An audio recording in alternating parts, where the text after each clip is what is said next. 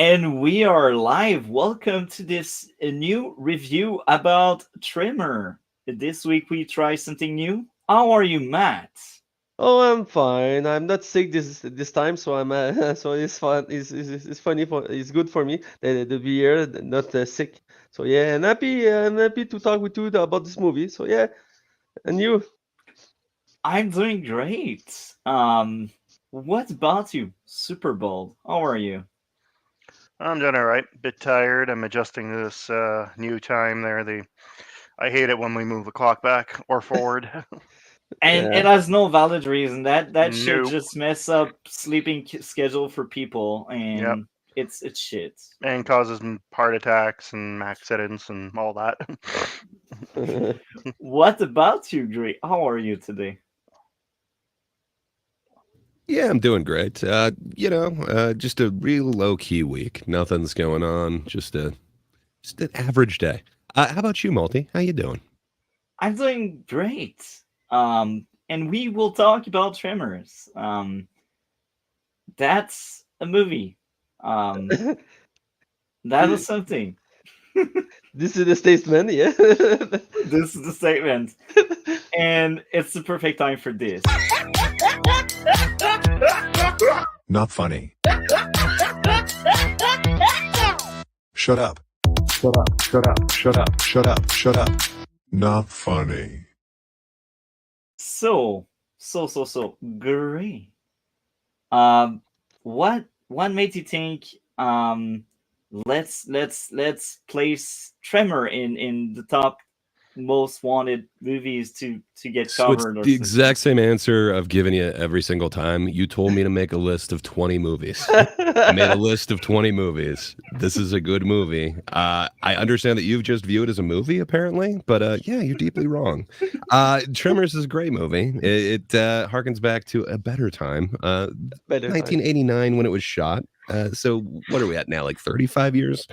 Uh, Hell yeah, it is a movie that stands the test of time. I actually watched it twice in the last couple days, and just man, Damn. I have a nostalgia for I guess I would call it like a true PG-13 like comedy horror. I think I would go so far as to say that this is about as close to a perfect like PG-13 as you can get, at least for me. And just nothing but memorable scenes in here for me. But it sounds like you experienced it differently, Multi. Say, since you're just calling it a movie, what was your experience with it? Um, I didn't hate it, but I wasn't a fan. So I think it's generally a good movie, but I don't think I connected that well with it. And maybe it's because the movie is older than me. That's my best guess there. The movie is older than me, so I struggle to connect with it. I know that sounds cheap, but that's all it Not felt. cheap, just I would say very close-minded. Psycho took place before I was, ever born, but oh goddamn, is there stuff that Hitchcock is able to do with film that still seems relevant today? Yeah. You got none of that? Just nothing from before your time. Nothing's I, relevant. You like a Godfather? I remember.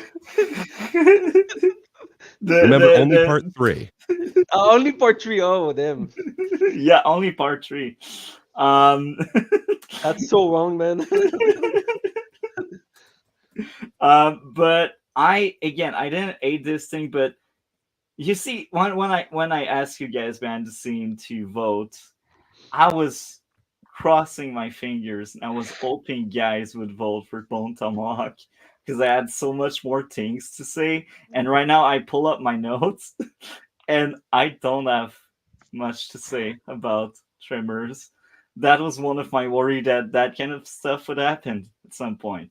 Now I'll admit the music was cool. The actors So were wait, entertaining, you're but saying that you were hoping we'd vote a different way because you didn't do your homework? no, Come I on, did man. it. I did see it, but I just had nothing to say. I was watching it and I was like, okay, there's stuff going on the screen. At least I'm not bored. I'm not sleeping. I'm watching something. But yeah, there are movies like that. you watch them, you just don't have much to say. I admit again, the music was kind of cool. When there was something going on, that was cool. The rule about the snake not being able to climb was kind of cool, and the action again was great. And the good guys went. What is that thing in the background? Sorry, that was me. I misclicked in the. We're gonna restart it. I misclicked. I need to. Okay, we have to we start back from the beginning. So how's everybody doing? I misclicked, but guilty of charge. But again, that's one of these movies you just watch it and you're like, okay, I tried to make some notes, but I don't know what to say. And I only had one issue with it. Characters were forgettable. I don't remember any of them. Oh, What come the on. hell are you talking about? Their Okay, names. because you. Okay. Gray, No, calm Monty. down, Gray. I cannot. He says this on everything. It's like, no, you can't remember a character. That doesn't mean it's a strike against the movie. That is a strike against you, man. That's your memory. I don't say that about all movies. Last week I didn't say it. You do say it about Last every time movie. Last time I said that was The last movie we talked about? no. Then Well, you before said- Tremor, I can't remember when was the last You time said I it about Big that. Trouble in Little China, which again is Yeah, all I about remember. characterization. No, Big Trouble in Little China. No, that was a You 10. said you That did movie not was a- remember any of the characters. I think I remember giving that movie a 10. So if that was the A case, 10. I didn't say I forgot all the characters in Big Trouble in Little China. Maybe you're right. I don't know, but I don't think that was an issue there. I think I thought they were fine. Maybe I'm wrong. Maybe I would need to go back. You know what? It's somewhere in my notes. So when other are talking, I will look into it. But I don't say that all the time. I just say that sometimes. I feel like you say that quite a few times when there's very explicit characters and characterization and like real growth of these characters. You're like, characters are forgettable. Man, this is the town of perfection has 14 people in it. We don't get to see all of those people, but we meet most of them. And man, are they unforgettable? I could tell you every character that's in this movie, but I have seen it for many a year. So perhaps on one watching, you're not able to remember everything, but I would say, so not only do you get Valentine and Earl, Val and Earl, the buddy duo in this, who are very memorable, and they do kind of give you their characterization, but everybody else in the town, like you don't remember the shopkeeper at all. You don't remember the annoying kid Melvin. You don't remember the pogo stick girl. No. Nothing. Okay, I don't think that's. I an issue didn't with the connect movie. with anything with that movie. That's the thing. I don't think that's the movie's fault. So I forgot most of the characters because I didn't connect well with anything that was going on. And I was right. Big Trouble in Little China, I didn't say characters were forgettable. I didn't. I have my notes right All right, before maybe my it was eyes. basketball then. It was that episode. You definitely said it. But I would say both of those movies have very memorable characters.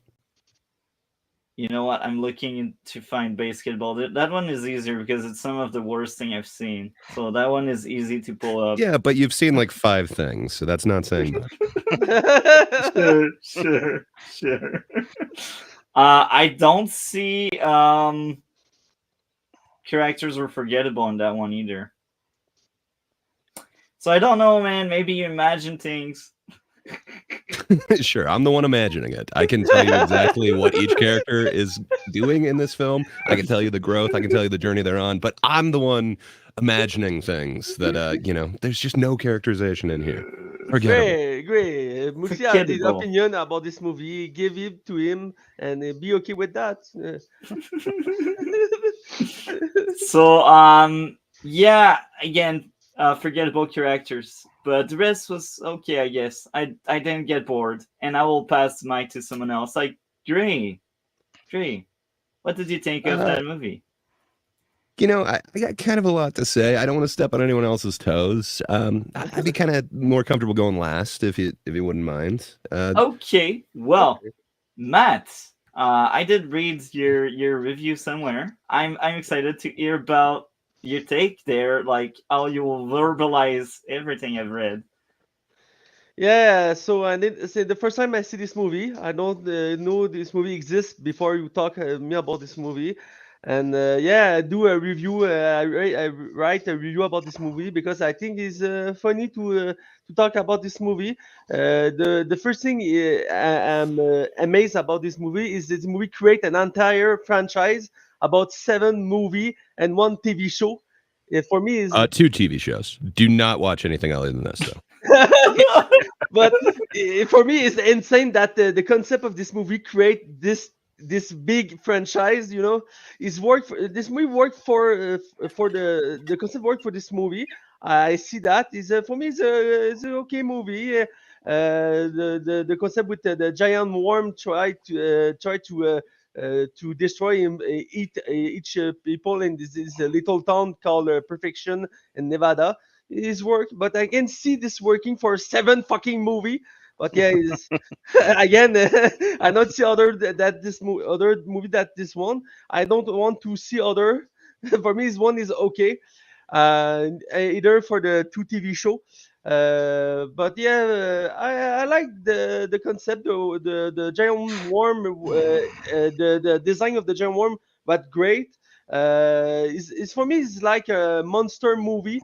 Of this time is a Series B movie, so not big budget, but is well crafted for this time.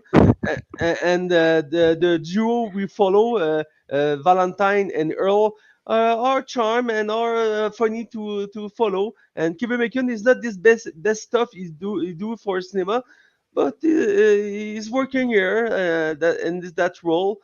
And overall, I was entertainment with this movie.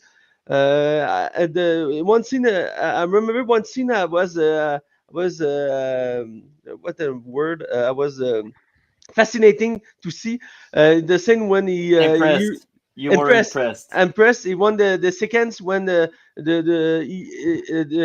two guy and the girl jump the rock on the rock with a pole like an Olympic pole. So I was impressed by the scene. It's like a weird thing to see in the kind of movie, but I was impressed to see that. Is a little seconds, but for me, it's a good seconds for the movie. And yeah, it's a monster movie. Okay for this time. I don't understand why this create an entire franchise. Maybe Greg can talk to me about that. But for one movie, yeah, it's okay. So, do you want to add more before we pass on the mic to Superbald? No, like I say, it's well crafted. It's okay for this time, and for me, like I say, it's a monster movie. It's not a monster movie like very gore. It's for all family, and yeah, it's work for that. Yeah. Perfect. Well, Superbald. Are you still with us? You're there. Yes. So what did you think of Tremors? I had first seen this a very long time ago when it came out, probably on cable. I remember this thing being on a lot. It was just one of those movies that was just on the movie channel. It was just always playing. So I've seen it quite a few times. But I had not seen it in a very, very long time. So I wasn't sure how well it would hold up over time, but I still find it a great movie. Great practical effects that still hold up. Great casting. The late Fred Ward, he passed away a couple of years ago, unfortunately. Kevin Bacon, always a great actor. Victor Wong, who was also in Big Trouble in Little China. Michael Gross, who was the dad on Family Ties. I remember him from that. And in this movie, he's a complete 180 than in the character he played on Family Ties, because in that show he was like a very liberal type of person, and in this movie he's like one of those crazy he's a sitcom father character. Like I don't think Multi or Matt probably are familiar with Family Ties, but it was one of the biggest like family sitcoms at the time. It launched Michael J. Fox's career. He played like a Republican in a this is a sitcom he was on at the same time that he made Back to the Future. I know this sitcom. I know this. Yeah, sitcom. like literally, because when Back to the Future was being made, he would work on Family Ties during the day, and then they would have a car pick him up at the studio, take him to where they were filming Back to the Future, and he would film until like 2 or 3 in the morning, and then go get like 2 hours of sleep, and then go back to work. Yeah. But, I know this story. But it's a huge shift for that that actor, because it's like you usually see him as like this sitcom dad. So I don't know. I'm trying to think who would be the closest, like a Cosby or something, and then all of a sudden he shows up in this movie as a gun nut. Like it's kind of awesome. Yeah, he's playing like this sovereign citizen survivalist type character. Like I'm pretty sure I know who this dude would be voting for today. So, Reba McEntire was in this movie. I think it's the first time she ever acted in anything, because for those who don't know, she was a country music star at the time. Or as my dad used to call her, Reba McEntire. That's a French pun that's not very funny. The cinematography in this is really great. There's just the visuals, the desert, and it has that late 80s, early 90s film grain that I really love. A lot of movies from that era have it. I'm convinced it was a particular film stock that was sold at that time that gave it that look. It's also shot on 35, so it has been almost all the other ones that you pointed out as well that look amazing. You know, it all seems to be 35 millimeter. Yeah. But they just have like this color saturation to them that was just very popular at the time, and I love it. The dialogue I find was very effective, though. This is a movie where I don't know how to describe it, but it's like it has very efficient dialogue. It doesn't sound corny, it doesn't sound forced, but it provides a lot of exposition and helps to move the plot along. And a lot of little things happen that seem innocuous, but actually are important later. Like at one point in the movie, when the first time they go to the general store and they're talking about, I think they're talking about the old guy they found dead in the tower or something like that, and Edgar, yeah, and the freezer the compressor starts making a bunch of noise. And he's like, "Oh, I gotta fix that." But then later on, that's a plot point when when that happens again, and then monster comes to the floor and eats the Victor Wong. And also at one point they're trying to use the phone. It's like, "Hey, the phone's dead. You didn't get it fixed yet," you know, that kind of thing. So that explains why they can't call for help outside of town. Same thing with the CB radio. It's like, "Oh, we can't because of the mountains." And when it comes to the monsters, they took sort of like the same approach that Jaws did.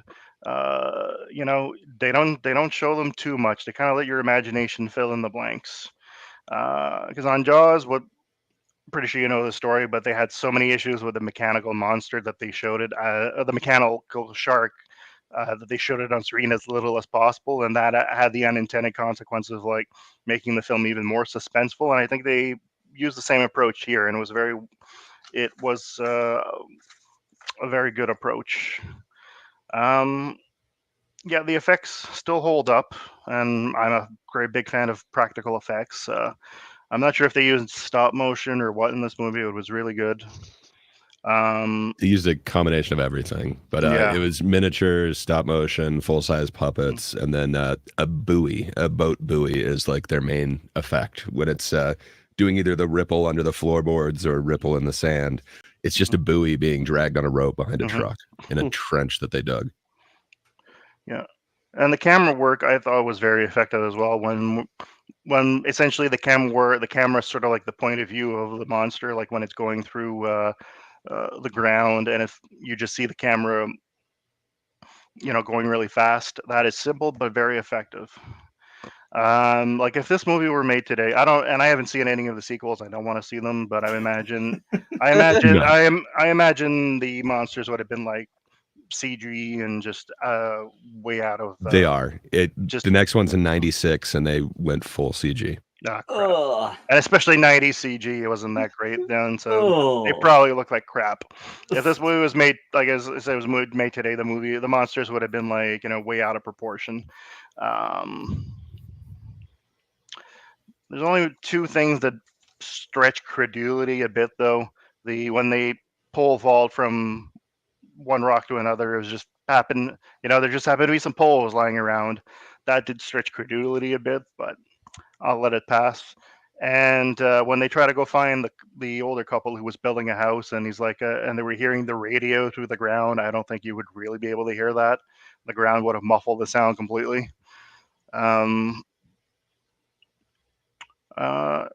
And one thing that it kind of reminded me sort of a video game, but also a lot of movies, horror movies and stuff I've done. This is like each subsequent monster is a little harder to beat and gets smarter. It's sort of like a video game where each boss is like a little more difficult. But that trope has been used in other types of movies as well. But yeah, great movie, and it really holds up, and I don't want to see any of the sequels. I think that's universal. I think everyone agrees on that. No, this was a perfect standalone movie that did not need any sequels. But money! We want the money! Yeah, Money, man. that always Money, comes money. down to this. Speaking of which, this movie I don't think had a very big budget. It did not. But I believe it was 11 million, or excuse me, 13 million back in the day. And that just goes back to, I've said this often, the old maxim that adversity breeds creativity.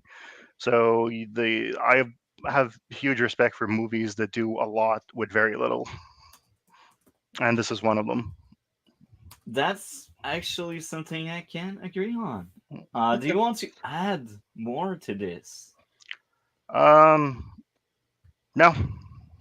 Okay. Well, we will pass the mic to the guy that chose that movie. Okay. Multi is wrong for so many reasons. So, first, I just want to back so much of what Superbald is saying. It looks so gorgeous. This movie is shot on 35 millimeter, and the fact that it is a horror movie, but it's shot in the day. Maybe there's a night shot in there. I'm trying to remember if it even cuts back to that, but it's what horror movie can scare the hell out of you during the day? And I don't know, this one goes damn close, but they're writing this line, and for me, it really is the perfect PG-13 line. It seems like there's this kind of bar where if you go a little bit under it, it becomes really cheesy, and people in their teens or their 20s are going to be laughing at it. It's come on, that's not funny, that's not scary, it's just that's kind of lame. And then the other side of it is it's going to scare the shit out of children, and this rides that line just kind of perfect. It's not, there's a certain amount of cheese, but it's not cheesy enough that people are laughing at it, and then it is scary enough that I've definitely thought about it while out in the desert. I don't know, this movie stuck with me. Perhaps I did see it too much as a child. As Superbald was saying, this didn't really become super popular. So it did have, and I think I said it was a budget of 13 million. I'm wrong. It was a budget of 11 million, which is the estimate, but that would have been $1989. So that would have been a lot more today. But it opened to just 3 million in the box office. It was going up against I can't remember which ones. I know Born on the 4th of July was one of them, and there was a couple other ones. So anyway, it opened at 5th, and then it just kind of got lost throughout its theatrical run. Worldwide, it only made 16.6 million. Yeah, it's another one of those movies that just became a hit later on video and cable. And I hope we have some of those today, because there's some of them that I think deserve a better look at. There's some of them from this year that they're calling a flop that it's I just want more eyes on it. But so Kevin Bacon was going through some real tough times around here. So his career started out in 78, where he had kind of this small part as in Animal House, which is a huge movie, and it went on to be quite big. But he kind of had little small parts in things throughout the next few years, like Friday the 13th. He just has kind of a bit part in. I mean, it's a great movie, and again, it's really highly renowned, but you know, he didn't have like one of those really taking off movies for quite a while.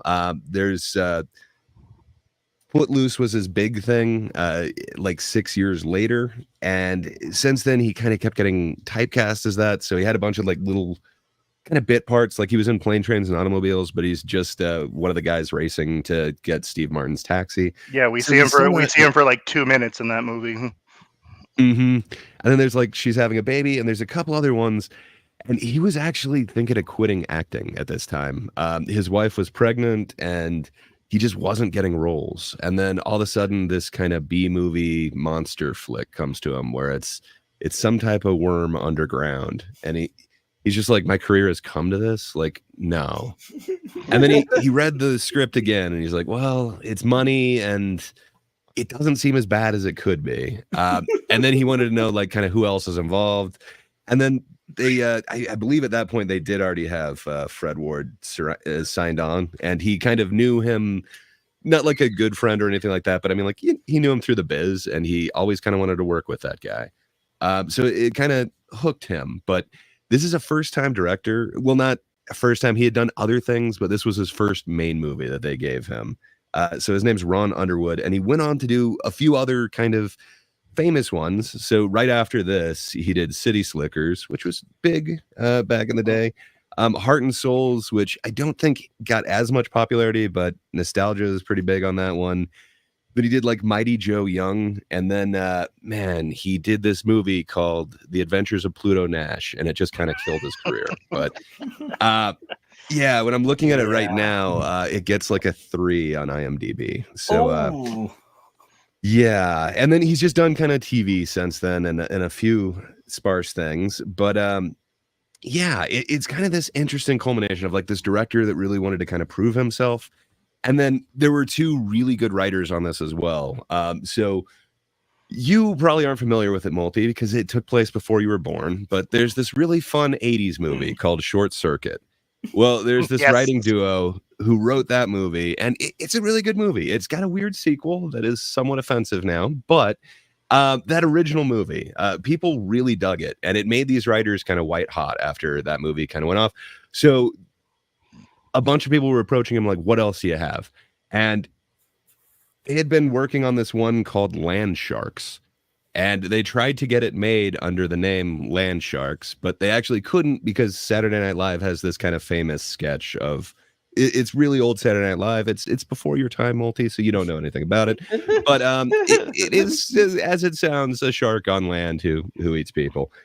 So because that had that, it kind of got shelved.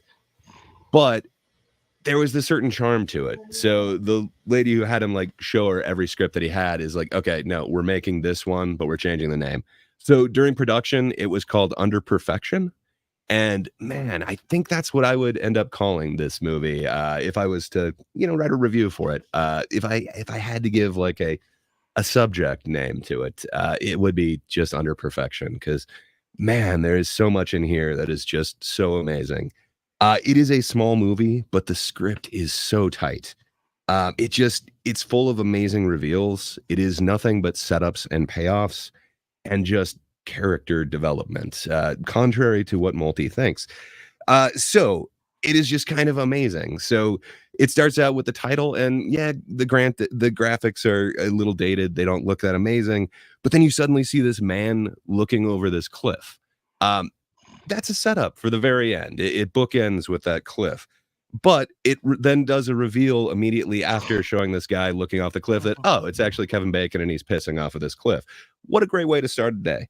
But man, from there, you meet Val. So you see kind of his relationship with Earl. First off, you see that he's got a woman's belt buckle for some reason.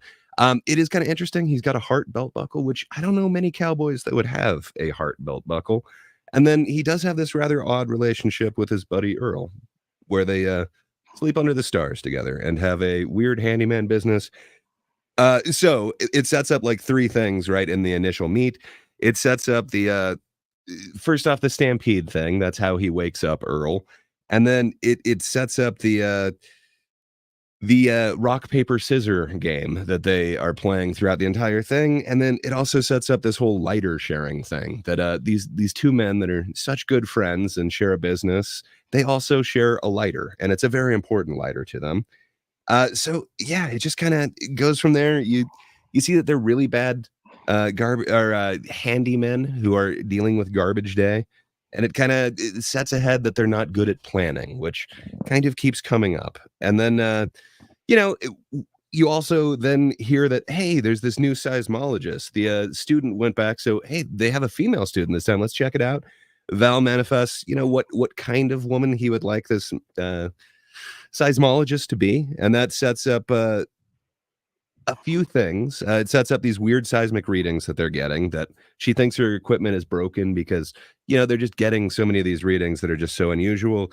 It sets up what type of woman Val is going for, that it's this very unobtainable, unnatural. It's not who he would actually come across. Perhaps there's a reason for that. And then right after that, you get to meet Melvin, and they set him up as being this dick with a basketball, and just, I don't know. Nobody plays an annoying kid like the actor that played Melvin. I'm forgetting his name right now. He's in like 3 other things, and I don't think he did much, but Bobby Jacoby, apparently. Man, that dude can play an annoying kid, or he could back in the day. And then you immediately go into Chang's store, and you meet Bert, who's saying like, yeah, okay, that's hollow point ammo, but it's not the right kind of hollow point ammo. And he's going into it, and it sets up immediately, oh, this dude's a gun nut, but he actually knows his stuff. This dude is super into guns. Mhm. It's a fun setup. And then you meet Chang. And while you're meeting Chang, they set up the noisy drink fridge thing, as Superbald was pointing out. Just all of this is happening within like the first 7 minutes. And then you get this really fun graboid POV shot. Superbald was talking about it, but it looks very much like they're doing Raimi's shots, where he basically would mount a camera to a plank and then like a wooden board, and then you just kind of run with it really low, and it gives this kind of eerie otherworldly effect. But it was kind of the graboid POV. And then it shows Val and Earl having a really shitty day with the other part of their job, and it also had Melvin kind of giving him crap again, kind of that callback to this really annoying kid.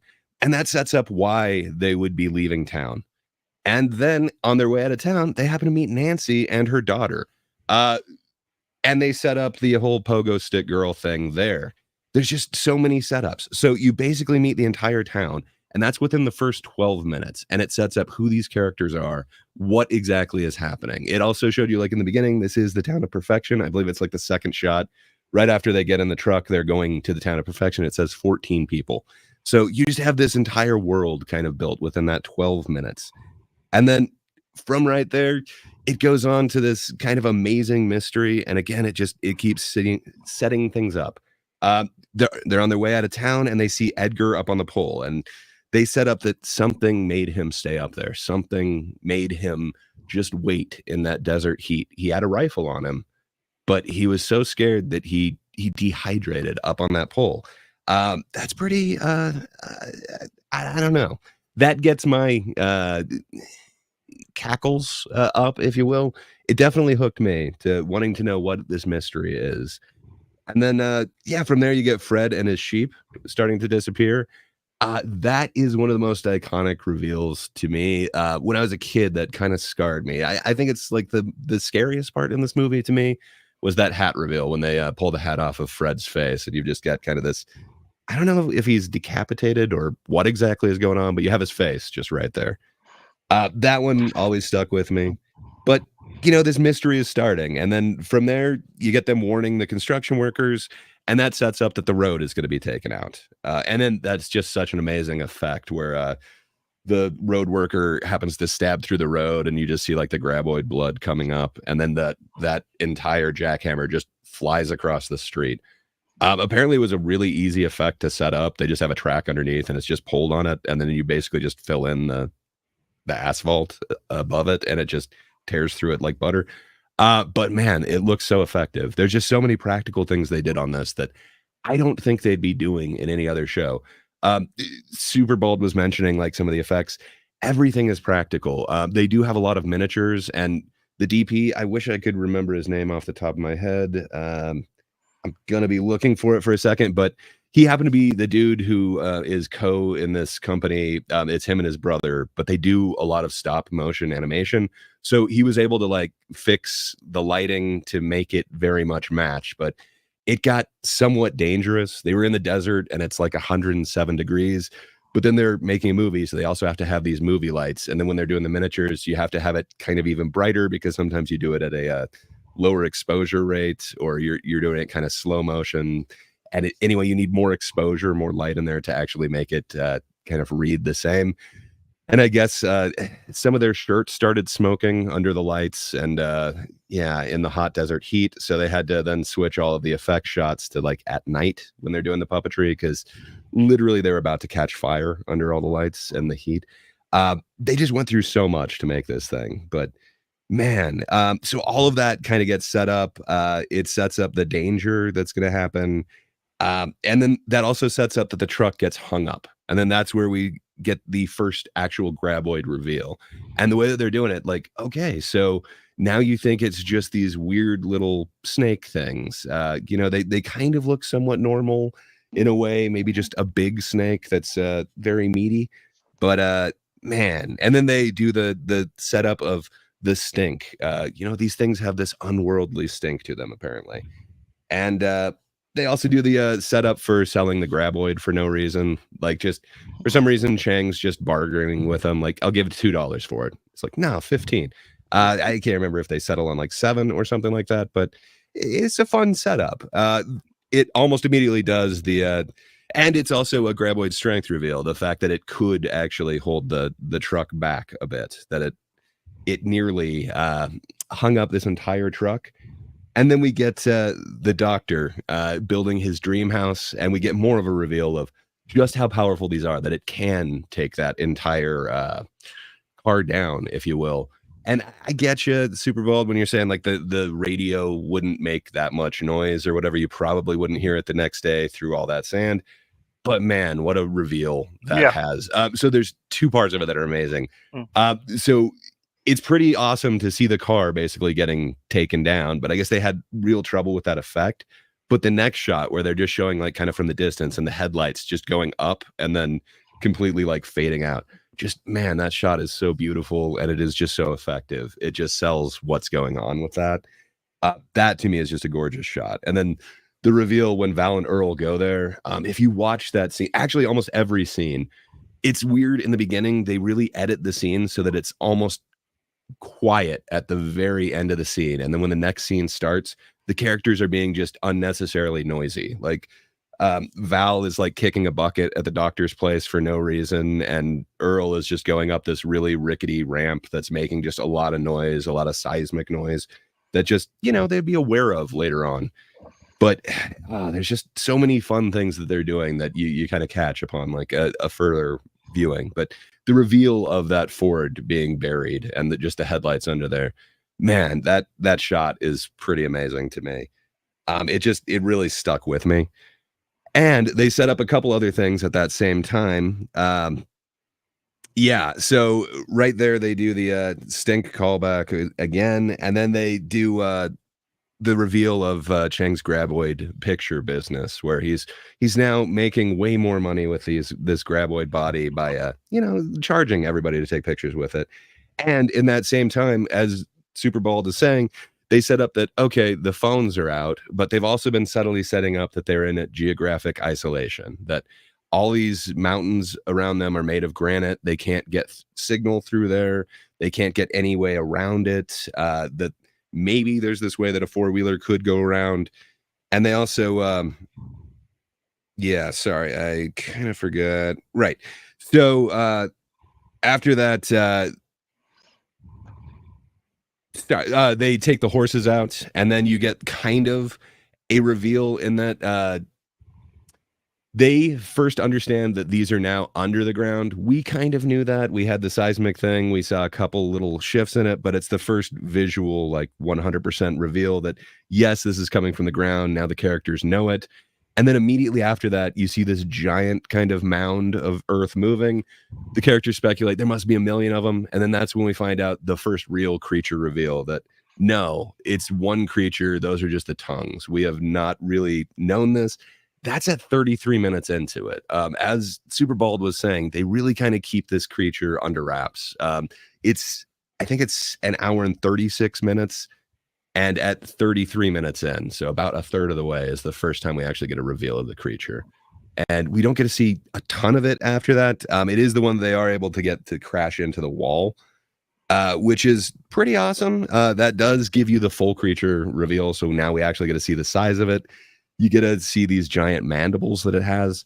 And man, I guess they did some weird things with this creature. Initially, it was supposed to have these kind of, they called it a turtleneck or something like that would protect its mandibles while it was going through the ground.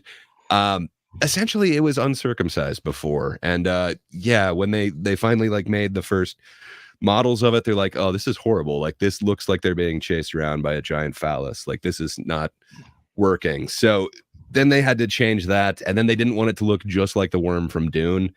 The 80s Dunes were kind of popular, so they didn't want it to have kind of like a sucker mouth or like the flower type mouth. So they really tried to make it different. And I love the mandibles that they end up coming up with for this thing. But it's so unique and interesting. I don't know that it could move that fast under the ground with these little tiny spike things, but I don't know. I'm willing to buy it after the full reveal of that. And then they end up meeting the seismologist there, and they have their whole incident where they need to go to the rocks. That then reveals what happened to Edgar. Like, they don't straight up say, oh, actually, I think there is a line in there like this must have been what happened to Edgar. But it's fun that it's just paid off with one little like kind of throwaway line that, okay, so this is exactly what happens. And it recontextualizes kind of what happens. Yeah, and then I love that they just kind of keep doing this kind of payoff thing. They do the callback to Melvin crying wolf, and then the whole pogo stick thing again. That's when you finally get the payoff for the noisy refrigerator. That then, they because they set up that they have this new system where they can put things off. They're not going to do them right away.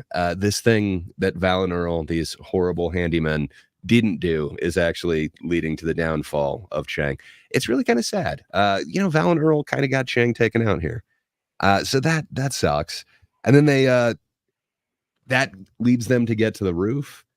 And man, once they get to the roof, it's kind of it's a different type of movie. We're kind of into like the action set here, and it's just it's so fun. Of the movie is the best part of Well, it really is like nothing but nonstop action. And then it leads to like one of the best cinematic reveals, at least from my childhood.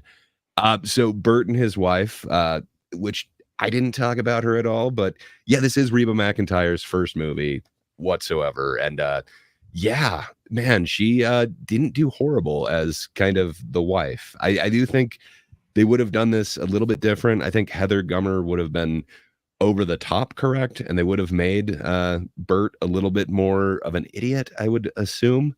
There is kind of that element here where she seems to be like the calm and level-headed one, and he seems to be more of a hothead. But I think they would have leaned into that so much more if this were any other time, especially recently.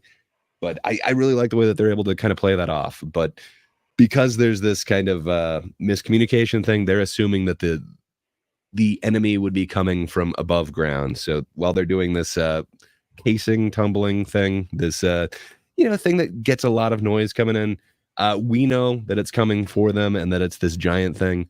They, for some reason, do not get all that information from Val across the radio. And then it just leads to one of the most iconic scenes. And just, man, I can't say enough about Bert and Heather in their, I guess he calls it his rumpus room, but in their basement with this amazing reveal that's just beyond the camera. First, they use like this full-size graboid on this kind of battering ram to bash an actual full-size wall in front of them and break out. The second that it does that, they're able to switch to a miniature because it then has to like swing up and take out part of the ceiling. And it's this hand puppet sized miniature that's just, they do some really flawless effects work in this one scene where there's one time where Bert throws a gun down at his feet. It's real when he's throwing the gun down at his feet. And then they do this whip pan where they made a miniature gun. They also made a miniature foot. They put that down and they drop it at the same time and then do this whip pan. And it is just flawless. It literally goes from Bert's feet to this miniature. And it's just, I love that entire thing. There is one scene in that entire thing that's a composite shot, which really sucks. And it doesn't look good. It's Bert who looks crisp as can be, and then this super blurry graboid just behind him. I wish they snipped that one little composite shot out of it. Everything else in that scene It's works. pretty much the only effect shot to me in the entire movie that looked fake. Everything else was very believable. Well, they went through every type of effect that they could have done at that. Sorry, Matt, you were saying something? I just say I agree with you about this shot. I see that and I was like, it look weird. Yeah, and that's how most of them looked around that time. Like this, for being a B movie and a low budget movie, just man, they put so much into the special effects of this. And they were trying to go different than a lot of the other people, again, because Dune had come out and it had such an iconic worm. They really tried to change every part of it to make it not look like that. But the other reveal in that scene where, you think Bert and Heather might be done for, and then all of a sudden it shows you the other side of the room that we haven't seen, and it's just the most glorious wall of guns anyone has ever had. Just that reveal, it gets me every time. It's just, it's awesome, even knowing that it's there. With the giant gun he used. The elephant gun. Yeah. I was like, what the fuck is this gun? It's literally an elephant gun. Bert's the kind of guy that would have that. He's sure. a prepper. Yeah, and then that, so that's awesome. And then at that time, they kind of... They set up exactly what's going on with this, that the Tremors can learn. You learn that from like the roof thing, and they've kind of set this up all along. And then when Bert gets to his roof, they kind of set up the pipe bomb thing. They don't necessarily mention it, but you see him, for some reason, apparently he had like 20 feet of pipe just laying on his roof, even though he's cutting off like a foot of this one. But I don't know. Maybe he was prepped that way, but it's pretty awesome. And then they get the tractor ride, and you get the payoff to these graboids getting smarter that, they've set a trap for them. And even though they're not able to take down the tractor, they're able to kind of learn from there. And man, then you get the whole like pipe bomb fishing. That part is awesome. And then they set up that, Stumpy, the one that we actually pulled his little neck off and people were taking pictures with. That is the most smart one. That's the one that's dealt with us the most. And they're learning. So that dude can't be taken down by just the fishing. He kind of understood it. And then, we get the problem of the pipe bomb where, Val has one bomb, but does he necessarily have that lighter? That's that setup from before, that these two guys share one lighter, except for now there's this girl with them and she has the lighter.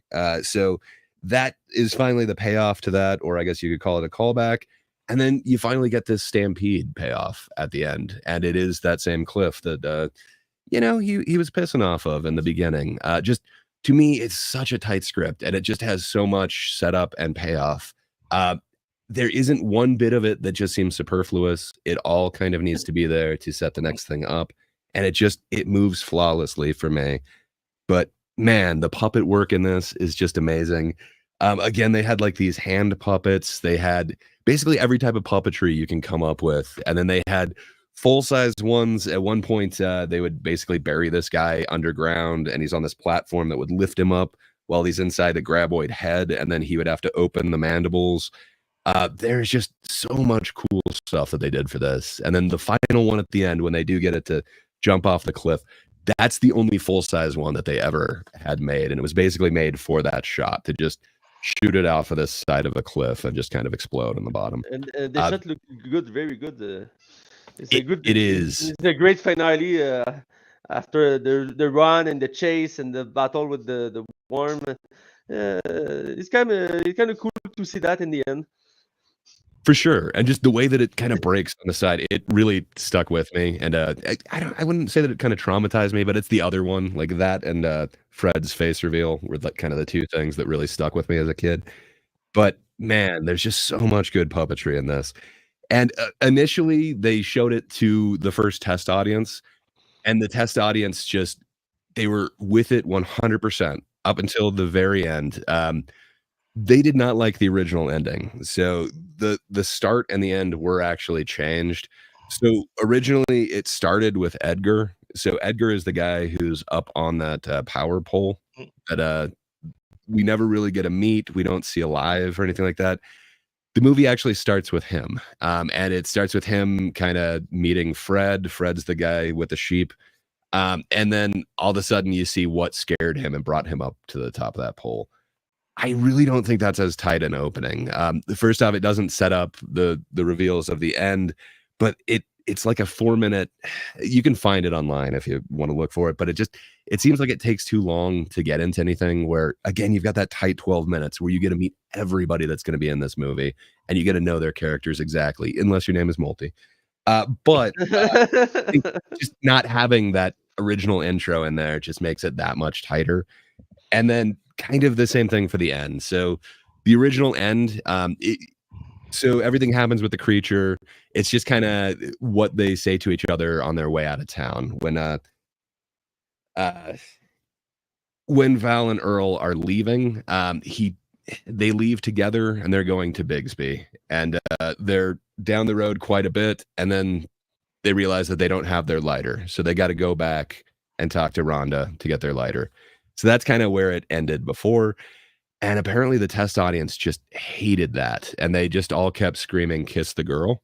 So they had to do a reshoot where for some reason they brought in Kevin Bacon and they made him kiss the girl. And then that's how it ends. But I think initially it wasn't supposed to be a romance. Like it kind of is, but I think there's a lot of clues in there that, perhaps Val and Earl are satisfied with their current relationship. I'm not quite sure on that, but I don't know. It's got certain undertones that I'm not sure how interested in Rhonda he is. But it's really kind of interesting. The Graboids went through a lot of different evolution in there, mainly because they really didn't want to copy Dune. But the other weird thing is Kevin Bacon. So they shot this for like 50 days, and Kevin Bacon's wife was like 7.5 to 9.5 months pregnant during like the entire production of this. And I guess the last shot that they shot on this, it was the day that Kevin Bacon was supposed to wrap, was the fridge scene when it starts rattling the second time, and then they've got to jump on it and take out the power. And I guess like in the middle of filming that, he just got the call that like, yeah, your wife's going into labor right now. You got to get out of here. So he basically just left in the middle of that scene. But man, that is one of the most memorable scenes when the callback to the refrigerator has that compressor that they didn't fix. And because of that, it causes Chang's death. And then, I guess the other thing that Superbald was talking about was Michael Gross, just the father from this sitcom, just all of a sudden being this completely different character. So Burt Gummer is basically the star of every movie in the franchise going on from here. It doesn't follow either Val or Earl. Earl shows up a little bit in 2, but Burt is the hero from here on out. I was surprised about that. I don't see him as a hero, but yeah. It gave Michael Gross like an entire second life to his career, where all of a sudden he's now this like kind of action star, and he gets to be this gun guy. It's kind of fun. There's some really bad movies. So there's like 7 movies. There is 1 TV series. The series is actually better than a lot of the movies, but the movies took weird decisions. Like one of the reasons why this is so amazing is they literally don't give you a reason of where these things came from. Like either, I think they even say it in there, like, I don't know, aliens, radiation, it was always here. I don't know. It doesn't matter. I love that.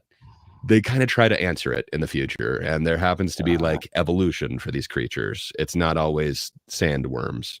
So it's different. I don't think it ever matched this, but in 2018, it was the first time Kevin Bacon was like, yeah, you know what? I'd be willing to come back. And they shot a pilot for a series, And sadly, Sci-Fi said no to it. So there was going to be a 2018 series with Kevin Bacon reprising the role of Valentine McKee. But yeah, for some reason, no network picked it up. It was specifically shot for Sci-Fi, but they let him shop it around after that, and nobody wanted it. I'm glad, because I feel like maybe that would have tarnished the legacy of No, there were thing. already... So there was already like an early 2000s series of it, and there were already 7 movies in this franchise. So It was already tarnished. yeah, the Yeah. reputation was tarnished. But we could have actually had Kevin Bacon come back to it, which could have been cool. I don't know how effective that was. I've been looking for a version of it, and I can't find it anywhere. So I do need to try and find that. But yeah, as Superbald was also saying, this was not a theatrical win by any means. It was kind of a failure. So it opened at number 5, and it only made like $3 million that first weekend, and it had an $11 million budget. It did end up making the money back. It ended up 16.6 by the end, but people just didn't hear about this, and it kept kind of getting panned. And just somehow it had this life on cable.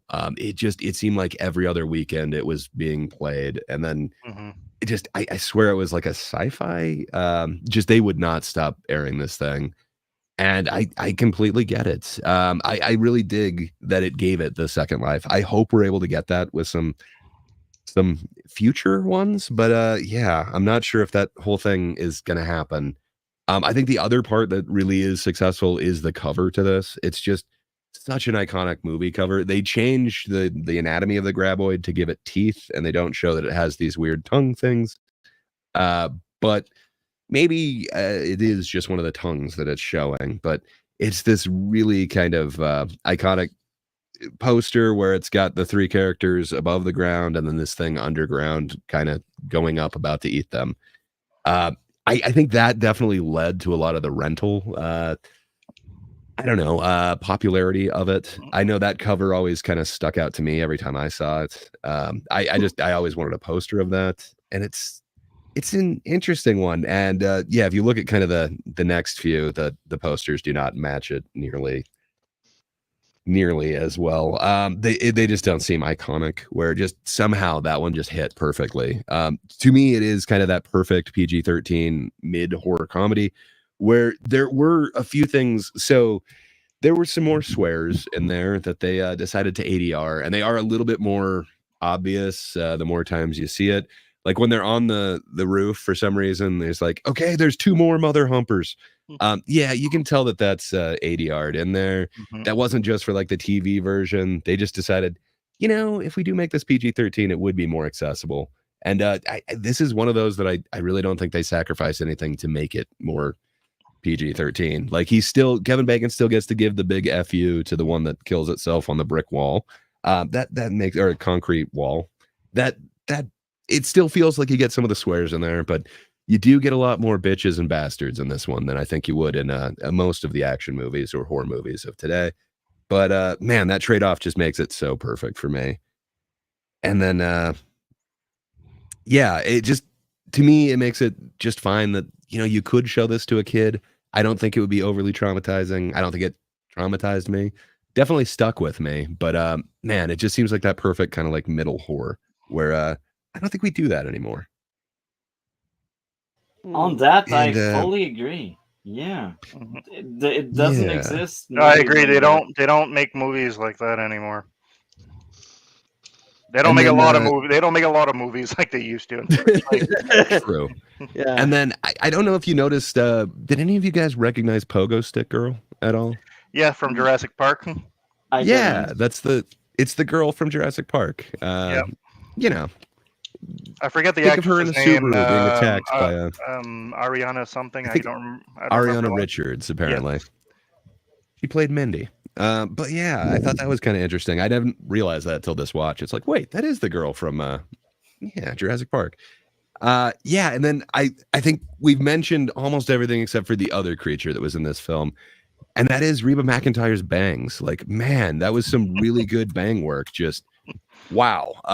It was like this creature unto itself, and man, it was powerful. But yeah, I guess this was her first acting role, and I thought she nailed it. For For being like the gun nut, I feel like you could have gone super stereotypical with it, especially if you're going to make her kind of the smarter, more level-headed one. But man, I thought she just nailed it. And yeah, I thought there's so many little things, little intricacies that all these characters do that I feel like I know all of these characters, including the little ones that I wouldn't know as much, like Nestor, the dude who is on the trailer home and then gets pulled through the tire. Maybe you know him the least, but I don't know. I think even then I kind of understand who this character is. But fair enough. I guess I could be wrong, and perhaps all the characterization in this sucks. I don't think so, though. There's a lot of people who they're somewhat.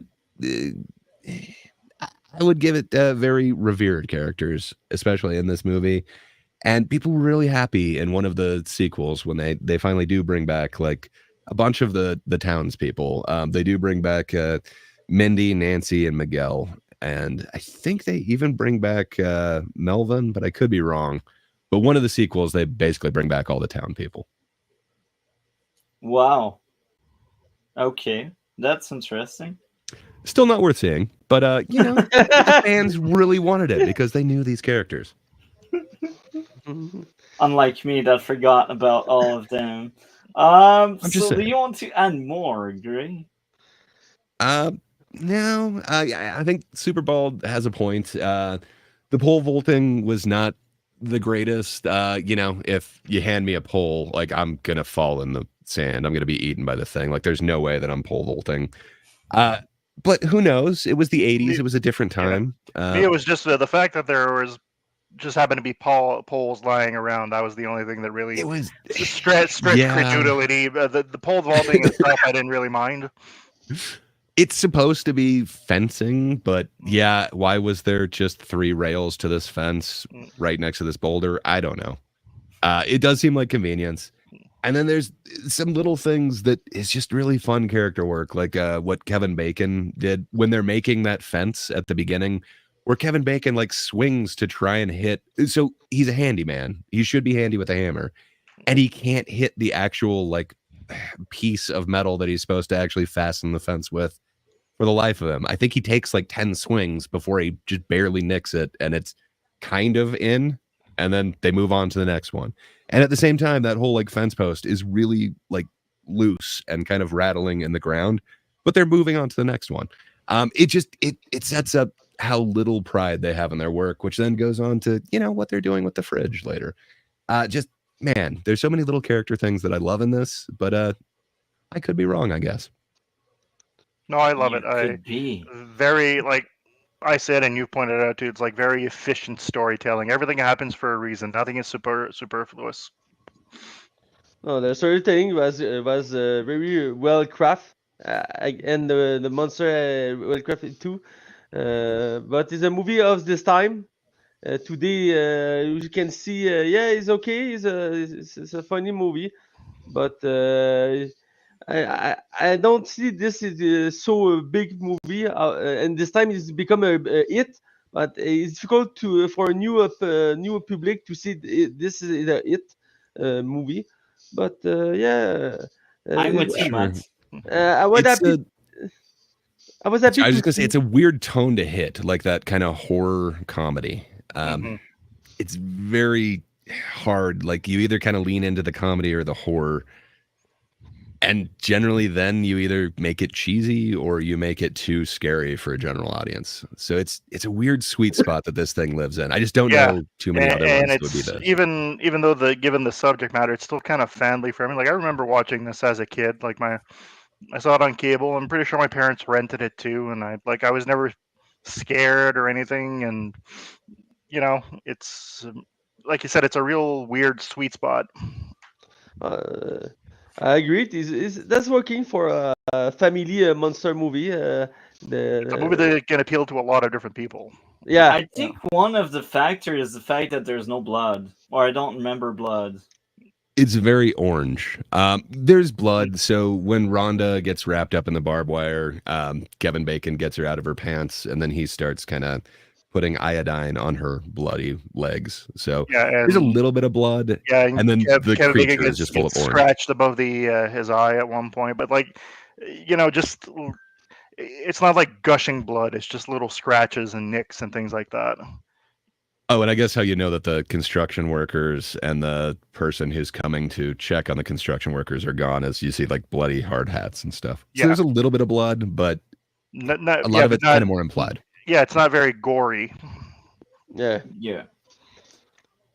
Do you want to add more, Gary? No, I think I probably said too much, but just no, yeah, no, there's you so much of saved this the that's fun. show. We have talked you about saved the show, bro. half the podcast is you talking about the movie, so yeah. That's And, amazing. and I as want that. I said earlier, you're the most eloquent of all of us. So Yeah, I yeah. don't know how eloquent any of that was. I talked about like it was originally an uncircumcised creature. It's not too eloquent, but yeah, I'm glad it ended up with everything that they ended up with this. A lot of it just goes to everyone that was involved and kind of how much pride they had in their work. The miniatures were just like amazing. The effects crew was just like amazing. And this director had something to prove. And then he chose some really good actors. Apparently the studio was really trying to push Reba on him, and he was very reticent to just give her the role. And then he actually had her read for it and was like, oh, she can definitely pull this off. She's got this. So I don't know. It just seems like it is one of those like lightning in a bottle type situations. There's 6 other examples of this movie, and every one of them sucks. There's some moments in them that kind of shine, but yeah, you could get this wrong in so many different ways, and they do going forward. So I would recommend not seeing anything else in this series. Perhaps if that Kevin Bacon one comes out, it looked kind of interesting. But I see that one haven't seen it. of this sequel take place in Nunavut, Canada. I'm intrigued about that. You've Does been it warned, ta- man. does it take it's not gonna place be great. there, or was it just filmed there? The story take place there. Oh, the story actually takes place. Yeah. I might watch just that one just for that, just to see. 'Cause that would As probably be a Canadian, I'm gloriously intrigued about that. bad, but Like snow worm. No word.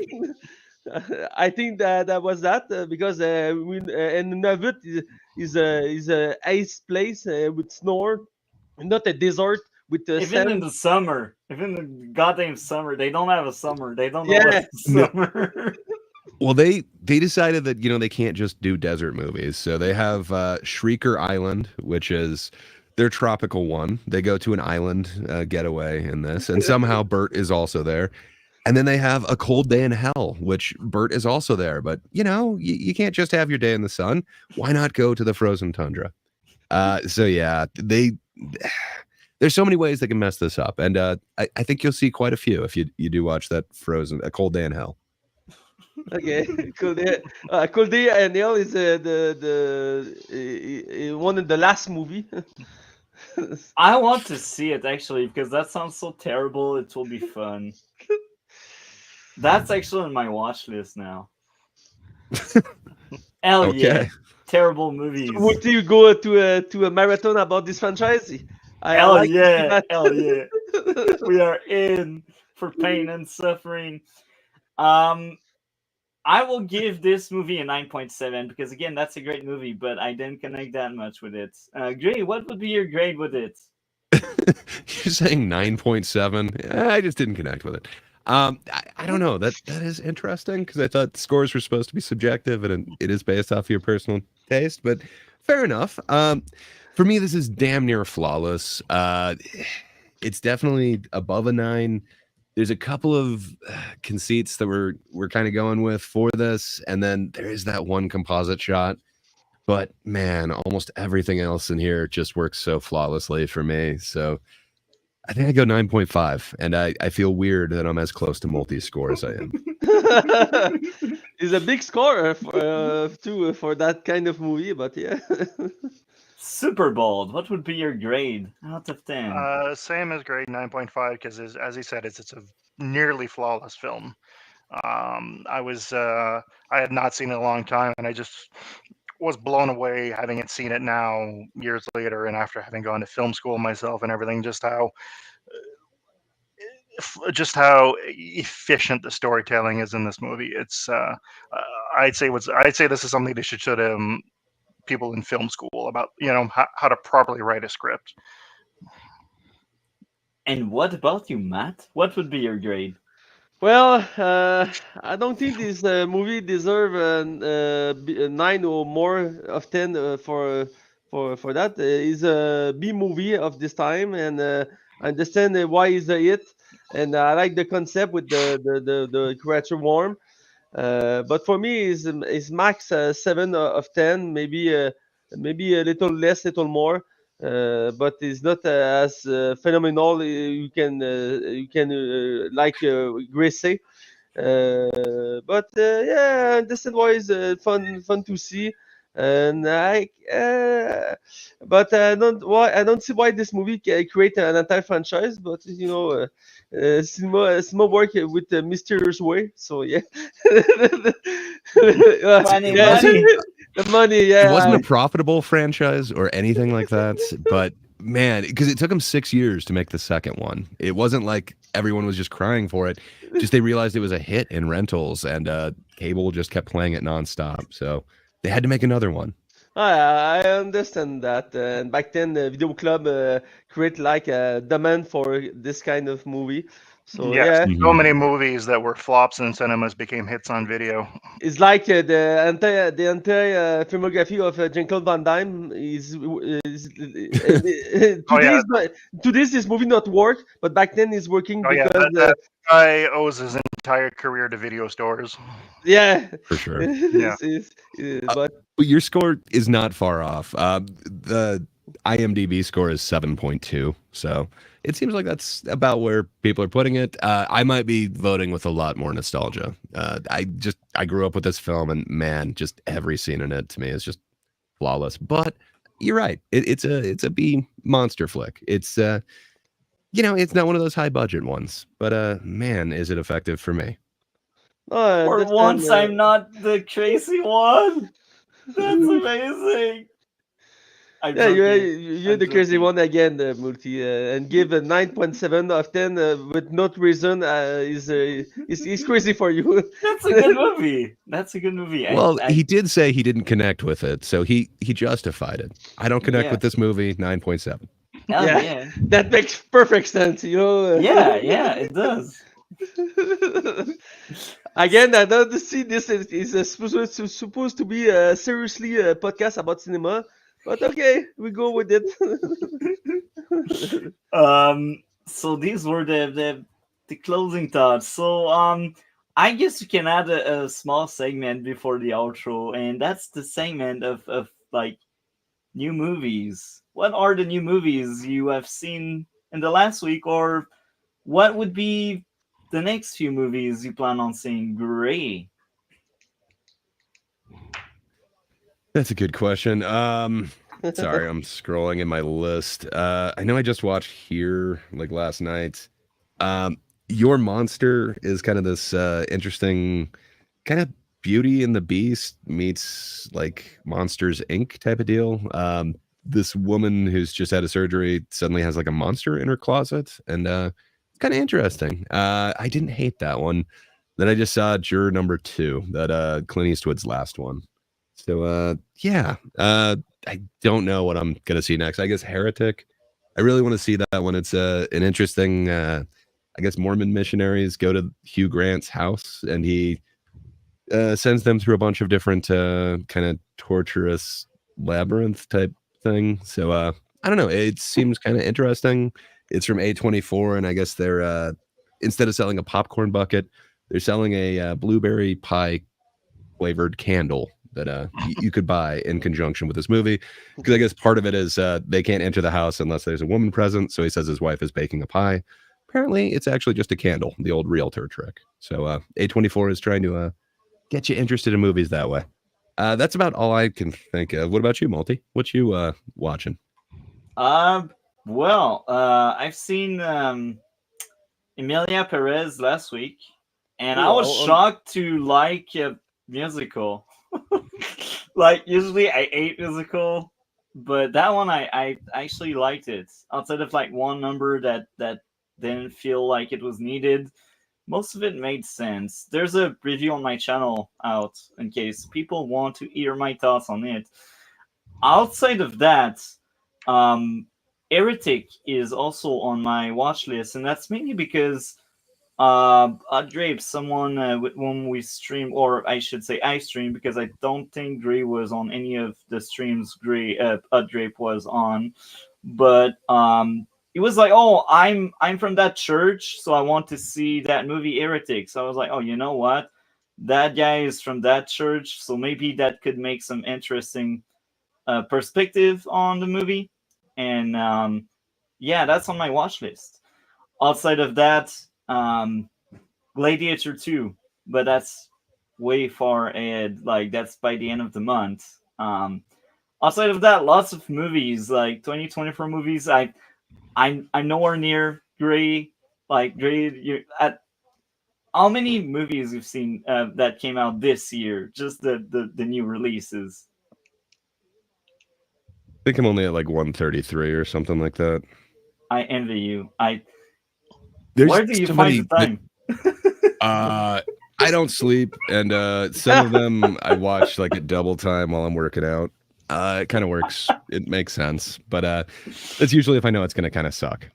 But probably didn't give it the fairest of views. Yeah, I have not seen all 133 in cinema. I was proud of my 67. Now I'm at 67. But yeah, I don't think cinema is dead. It's different, but it's not dead. And there are really good movies this year. There are really solid movies that people should head out and watch. And Superbald, I pass you the mic now. What are, outside of this podcast, have you watched any other movies on your free time? No, unfortunately, I don't really have the time or the money. Watch anything I can see for free on streaming. But right now, I can't really afford to go out. There's a lot of movies I would love to go out and see, but I can't. And I don't really have the time either, as I said. So I do want to watch Bone Tomahawk, though. I did find it online, and I want to watch it. So I just didn't have time to watch it before this episode, but I would like to watch it. That's amazing. And since you plan on watching it, I will tease something that's a season thing. At the end of each season of this show, we do a tier list that reunites all of the movies we covered in that season. And Bone Tomahawk will be there. So if you have time to see it by then maybe you will give us a very short and brief review when we do that tier list. Sure. So Matt, what are you watching right now, or what do you plan on watching? By what I plan to watch is Joker 2, the last movie the Clint Eastwood does. I want to see this movie, and Emilia Perez. I'm excited to see this movie because all people say this is the best movie of the year. So Not that much, but like, yeah, that's solid. But sorry, I did cut you off. It's okay. And this weekend I see like 7 movie. Because when I work, I see movie. I'm a security guard like you and work night. So when I work, I look a movie to pass time between my work. So I see The Apprentice, the movie about the young Donald Trump. I hope Gray see this movie. I want to hear this opinion about this movie.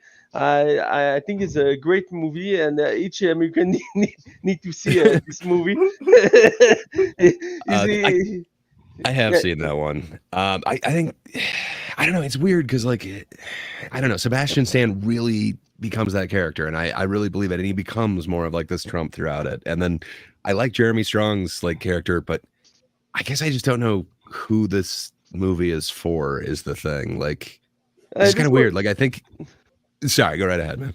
But this movie is for the world to see who is Donald Trump, where he start become who he is now, because this movie is about when he was young and he become friend with this lawyer played by Jimmy Strong, and this man give him what he's become, the Donald Trump we know about now. I think it's not a movie about politics, but the politics side, but it's a movie about create image. You can see the image about this character is more like fictional than real. Donald Trump is a unique character from America, and it's interesting to see this movie. This movie it came one month before the election. The election is tonight. For information, I want to follow that. Want to see if Donald Trump become again the president of the United States. I don't want to see that, but it's good chance he's become that. But yeah, I see this movie. I I have the recommend. I have the election coverage on my TV off to the side here. Nice. It's gonna be running for a few hours. Yeah, me too. And so I recommend to see this movie for you guys. It's a great movie to see, and Sebastian is phenomenal as Donald Trump, and Jimmy Storm is great. I don't know this lawyer, but he's famous in the United States of America. But he's died young, so maybe that's why I don't know him as much. I see a French movie I want to talk. Is a new movie Amazon. Is a Freedom in English. Is Libre in the French title. Is a movie about a famous thief and back in the 80s in French. The movie is director is Mélanie Laurent. Is a famous actress. I think it's a great movie to see. Yeah, she was in Inglorious Bastards, I think. Yeah, exactly. She was in that. And I think this is it's a fun movie about a real thief become famous and back in the 80s he rob jewelry and a store, and it was interesting to follow this story. I see the critic is the last movie with Ian McKellen.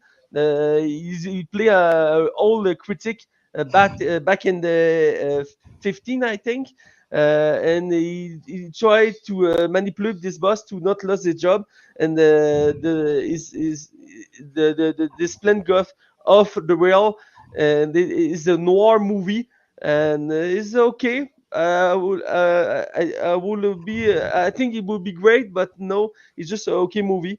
And I see many TV show. I don't know if I said that in the last episode, but I do a marathon a marathon of Friday the 13th franchise. I never see this movie, and now I see all this movie. I finished it last Friday, and yeah, it was some. It was an experience to see.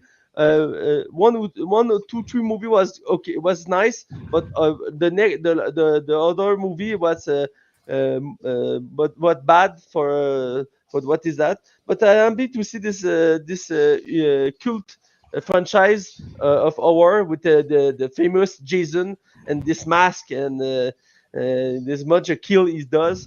But yeah, I see too many things to talk about. But yeah, that was for me.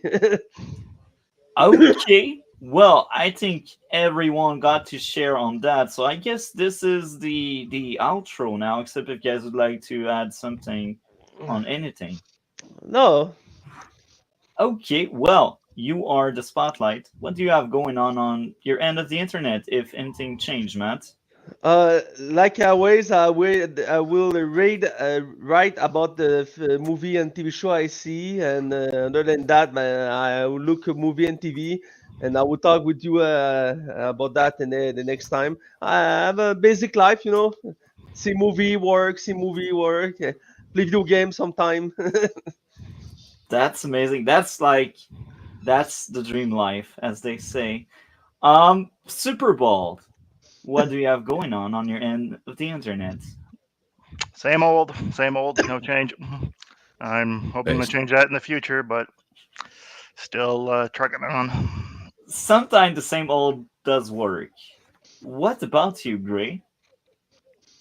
Yeah, not too much. I should be reviving my dead channel. The goal is to get 2 videos out every week in November. So yeah, I'm only like 5 days late for that. So soon. But if you just can't get enough, then yeah, every Thursday on That Darn Kidda's channel, the Thinkers get together. It's a group of people from at least 3 different continents disagreeing about everything, and still somewhat remaining amicable at the end of it.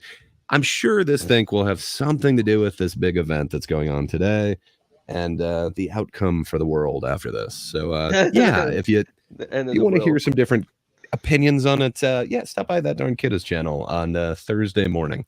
YouTube at That Darn Kidda. That's about all I got going on. What about you, Multi? What do you have going on, sir?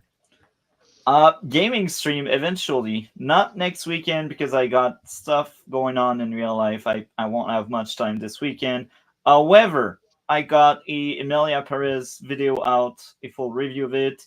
I also got a review of Wolves that got recorded like long ago, and it finally came out at last.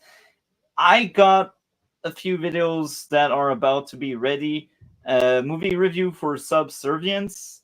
I know Matt has seen it. I got his take on it. I'm wondering if Grey, did you see? Have you seen Subservience? I didn't. I know the movie, but I have not actually seen it. Okay. There's a possibility I will in the near future.